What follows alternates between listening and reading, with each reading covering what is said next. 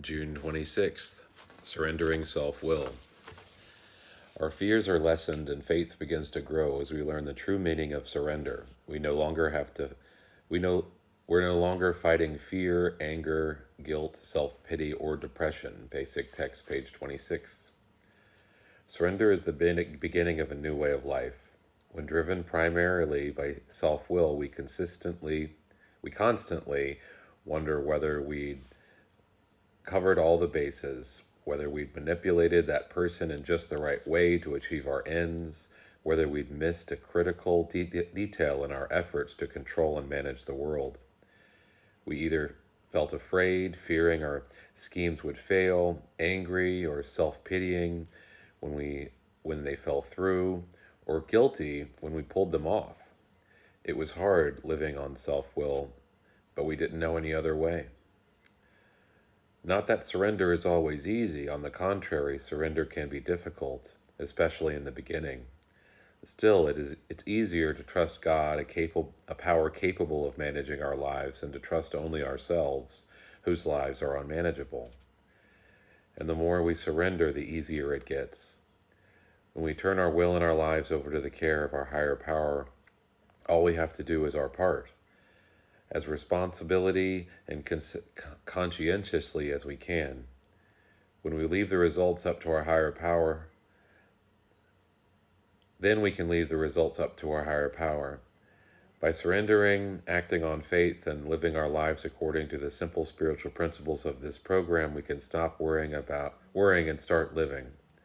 Just for today, I will surrender self-will and seek knowledge of God's will for me and the power to carry it out.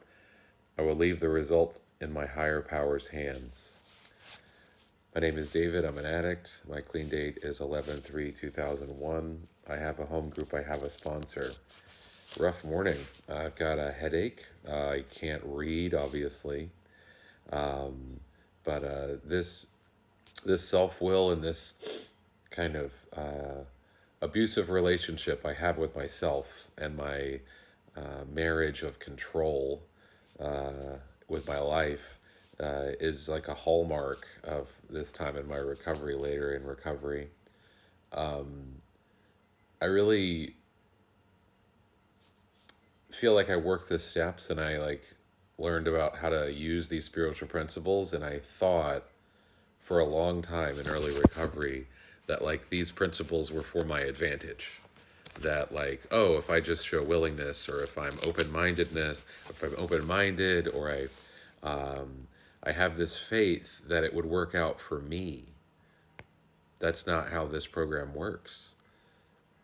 I'm like a passenger on that in that car, or God is driving that train, and a lot of times I get off, I get out, and I think I've arrived. I think that everything is satisfactory.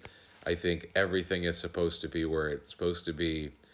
And then I just kind of pump my chest and I'm like, here I am. I did this. That's not how surrender works. I share often about control, and I'll share briefly because I'm going to go back to sleep. No, I'm not. That this pattern when I was using, and this pattern when I'm manipulating, it's so obvious because of the work that I've done. I think we have a clear understanding of when we're living a spiritual life and when we're not. How difficult it is to return to this humility part, to step out of the way of our higher power and let our higher power continue to work with time in the program. It feels like I'm a child over and over again, that I can't do the things I need to do to have peace. And every time I think, oh, I've got this. This is all because of me. I'm responsible for this. Look at me.